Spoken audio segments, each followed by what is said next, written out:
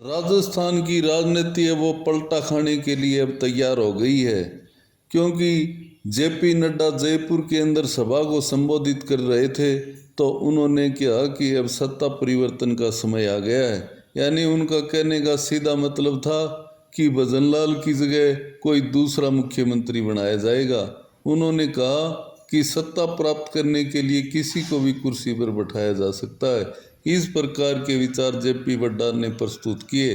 JP Nadda ने फिर वसुंधरा राजे सिंधिया को भी संबोधित करने के लिए बुलाया, लेकिन वसुंधरा राजे सिंधिया है वो स्टेज पर आने के लिए आनाकानी करने लगी। उन्होंने पहले राजेंद्र राठौड़ की तरफ देखा, फिर राजस्थान के प्रदेश बीजेपी अध्यक्ष मदन राठौड़ की तरफ देखा, फिर उनसे सलाह मशविरा करके धीरे धीरे वसुंधरा राजे सिंधिया वंश की ओर बढ़ी और उन्होंने मंच पर आते हुए कहा कि भारत के अंदर नारी शक्ति है वो अहम भूमिका निभाती है, क्योंकि वो ही बच्चों का पालन पोषण करती है और हर जिम्मेदारी को पूरा करके फिर अपने ऑफिशियल कार्य करती है। इस प्रकार से वसुंधरा राजे सिंधिया ने राजनीति के अंदर न घुस करके सिर्फ महिला शक्ति पर ही जोर दिया।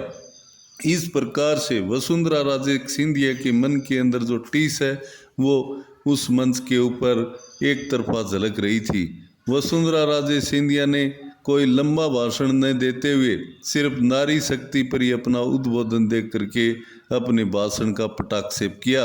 इसके अंदर आपके विचार से क्या प्रतीत हो रहा है कि वसुंधरा राजे सिंधिया को मुख्यमंत्री नहीं बनाए जाने से नाखुश है, या वसुंधरा राजे सिंधिया अब राजनीति से संन्यास लेना चाहती है?